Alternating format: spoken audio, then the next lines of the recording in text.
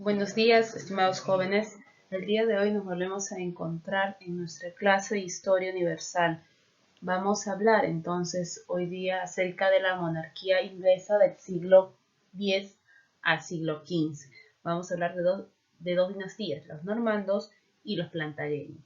Recordemos entonces que desde finales del siglo VIII, Inglaterra fue atacada por los vikingos y normandos y fue detenido por un breve periodo de tiempo por Alfredo de Wessex en el año de 878. Finalmente, la isla cayó en poder de los daneses con el rey Canuto. El dominio danés termina con en este caso con la reaparición de los anglosajones a través de la casa de Wessex con Eduardo. Y Eduardo tenía el apelativo, ¿no? Eduardo el Confesor, quien controla la isla inglesa entre 1042 a 1066, hasta la invasión definitiva de los normandos. Entonces, vamos a trabajar el día de hoy acerca de los normandos y los plantagenets, que son las dos dinastías que van a regir Inglaterra entre el siglo X y el siglo XV.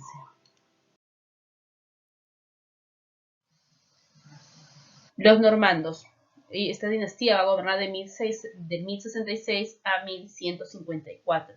Esta dinastía se va a iniciar con Guillermo, duque de Normandía, quien contando con el apoyo de la iglesia logró invadir Inglaterra, derrotar a los feudales en la batalla de Hastings e iniciar todo un programa de reforma administrativa. Pero ello no quiere decir que la feudalidad fuera combatida. Por el contrario, el feudalismo se fortalece pero bajo el poder centralizado del monarca normando. El monarca modernizó el sistema administrativo y militar inglés, estableció una jerarquía feudal basada en una jurisdicción territorial para sus vasallos, que eran varones y caballeros. A finales del siglo XI, dicho ordenamiento ya había sido consolidado. A la muerte de Guillermo I, le sucede su hijo Guillermo II el Rojo. Su gobierno se caracteriza por la marcada inestabilidad generada por el enfrentamiento existente entre la nobleza inglesa y la oposición para aceptar a Guillermo II como soberano. Estos últimos respaldaron a Roberto Contergis.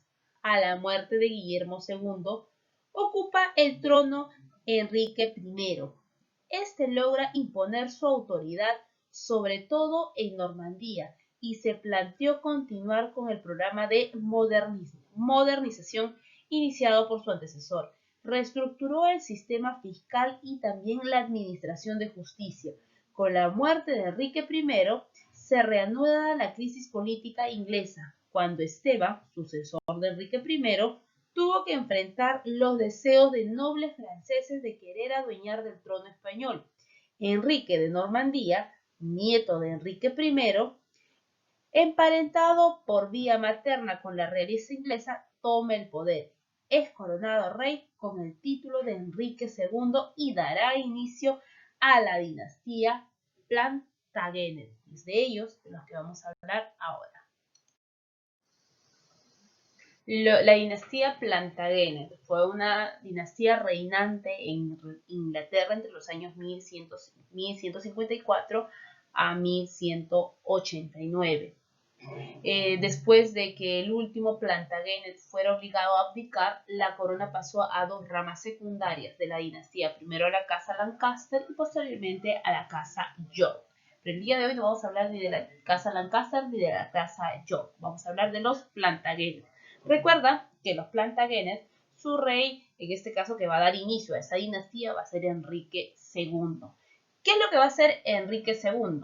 Luego de la anarquía que caracterizó el gobierno de los últimos normandos, Enrique II logró restaurar el orden monárquico, estableciendo un fuerte control judicial sobre los nobles indígenas. Dichas medidas jurídicas también afectaron a la Iglesia romana, con la promulgación de la Constitución de Clarendon, mediante la cual el rey se reservaba el derecho de abrir procesos judiciales a clérigos y además de dictar sentencia sin consentimiento de la autoridad papal.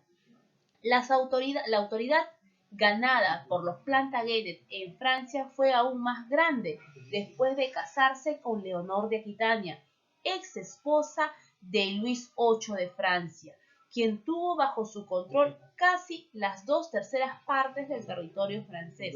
El rey de Francia se vio obligado a organizar y respaldar conjuras, ¿cierto?, contra Enrique II. Entonces aquí tenemos uno de los principales sucesos que se dio con el primer rey de los Plantagenet, con Enrique II. Los reyes de los Plantagenet. Habíamos indicado que va a iniciar con Enrique II, donde se va a dar la constitución de Clarendon, donde se va a prohibir que el rey abra cualquier proceso judicial con los clérigos. ¿No? Acá tenemos la imagen de Enrique II. Luego tenemos en este caso a Ricardo I, ahí está la imagen de Ricardo I, llamado también Ricardo Corazón de León. Su reinado mantuvo una buena relación con la autoridad papal romana. Inclusive participó activamente en la política europea y en la Tercera Cruzada, y en ella logró establecer un acuerdo con Saladino, un sultán turco. Quiso aprovechar su popularidad para poder enfrentar al rey de Francia y así incrementar sus dominios en tierras continentales. Pero la muerte lo sorprendió en el año de 1199. Juan sin tierras. Ahí tenemos la imagen de Juan sin tierras. Va a gobernar entre los años 1199 a 1216. Él es aliado del rey de Francia. Pretendió arrebatarle la corona de Inglaterra a su hermano al rey Ricardo I. A la muerte del rey toma el control del trono y entra en guerra contra los nobles franceses. Ello provocó grandes pérdidas territoriales. El descontento de los varones ingleses hizo que Juan sea obligado a aceptar la Carta Magna, lo cual significa la limitación de su poder real. Eso es lo que sucedió en el gobierno de Juan sin tierras. Luego tenemos al rey Enrique III. Su gobierno se dio entre los años de 1216 a 1272. Durante su reinado trató de aplicar mayor presión económica, generando inmediatamente la reacción de los nobles ingleses, los cuales exigieron la firma del Estatuto de Oxford. Ello dio nacimiento histórico a la instauración del Parlamento, con lo cual el poder real se vio aún más reducido, pues los nobles de la Cámara de los Lores y la burguesía, después la Cámara de los Comunes, podrían supervisar las decisiones y las medidas administrativas del rey. Acá el poder del rey va a estar un poco más limitado por las cámaras que van a dar, ¿no?, las cámaras de Lores y las cámaras de los Comunes. Luego tenemos a Eduardo I, que va a gobernar de 1272 a 1307.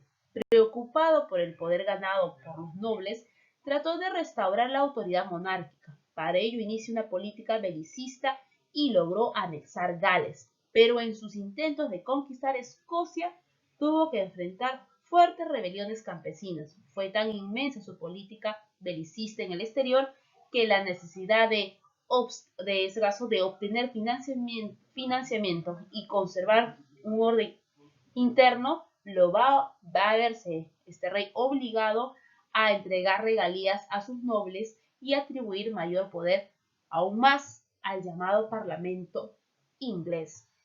Tenemos a Eduardo III. Gobierna de 1307 a 1327.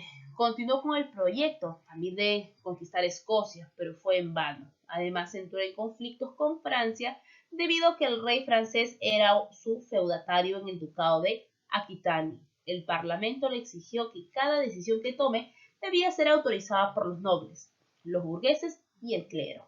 Finalmente fue destronado por una rebelión de los varones y luego fue asesinado. Tenemos a Eduardo III.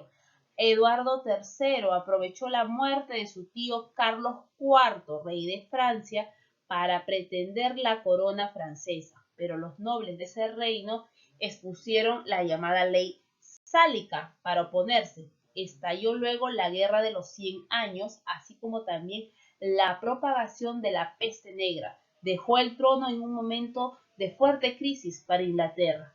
Luego tenemos al rey Ricardo II, ¿no es cierto?, hijo de Eduardo. Hizo su gobierno centralista, persiguió a opositores, representados por Juan y Enrique de Gante, menospreció al parlamento y enfrentó a los nobles, que vienen a ser los varones. Buscó una alianza con el Sacro Imperio Romano Germánico a través del matrimonio con Ana de Luxemburgo, pero no dejó ninguna descendencia. Su esposa falleció en el año de 1394. Más adelante contrae una segunda nupcia con la hija del rey de Francia, Carlos VI, llamada Isabel. Este monarca fue obligado por los Lancaster a renunciar a la corona, ¿cierto? Y al renunciar a la corona, bueno, viene lo que les dije al siguiente, en nuestra anterior diapositiva. Se da inicio a la dinastía Lancaster y luego a la dinastía de York, que luego iremos hablando en nuestra siguiente clase. Y con Ricardo, bueno, termina la dinastía de los Plantagenets. De igual forma, te invito a que repases el libro, tenemos más información, repasa y resuelve las preguntas que tiene tu libro y ya conmigo será en la tarde. Nos vemos. Buenos días, jóvenes.